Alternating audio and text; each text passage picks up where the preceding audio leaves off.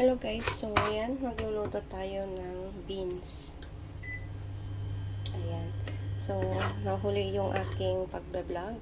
So, naglagay muna ako ng mantika, mustard seed, cumin seed, at saka yung curry leaves. So, isunod natin ang ilagay ang sibuyas. So, ilagay natin ang sibuyas. Ubos na naman yung sibuyas natin guys. Kailangan ko na naman magluto ng sibuyas. Ayan, dahil luto na dati yung sibuyas natin, ilalagay na natin yung bawang. Ayan, bawang at luya guys.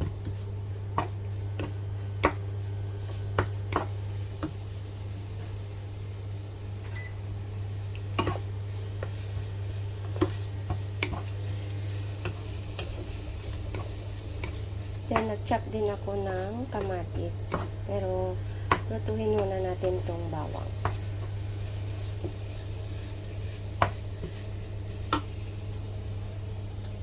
Bale, itong beans guys is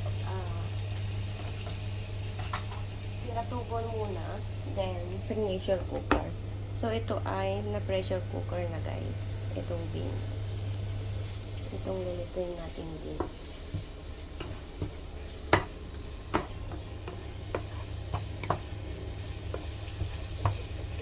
Ang pagluluto guys ng Indian food or Pakistan ay hindi mabilisan, mahina lang yung apoy para yung texture niya is maganda. Ayan.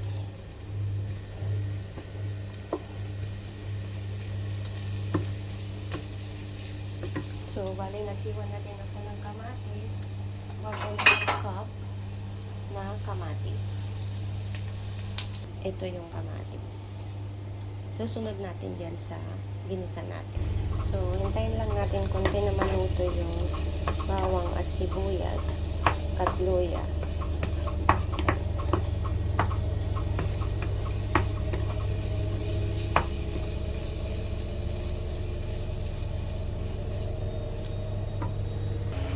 So, ayan. Isunod natin tong kamatis. Yung kamatis ay 1.5 cup.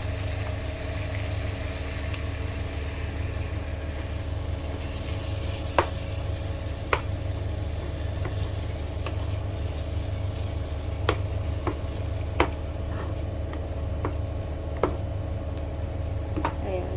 Hintayin natin itong maluto.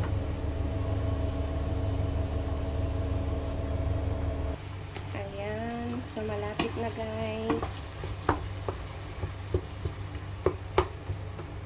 Kailangang maluto na maigi. And then, ilalagay natin yung mga cumin, ganun, mamaya pa. So, lagyan natin ng turmeric.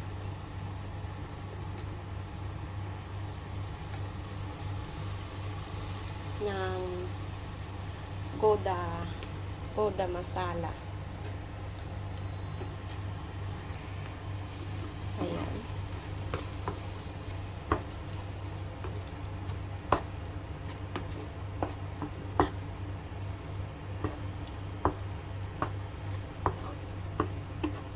Ayan. So, mamaya pa ilagay na natin yung munggo. Wait pa man natin.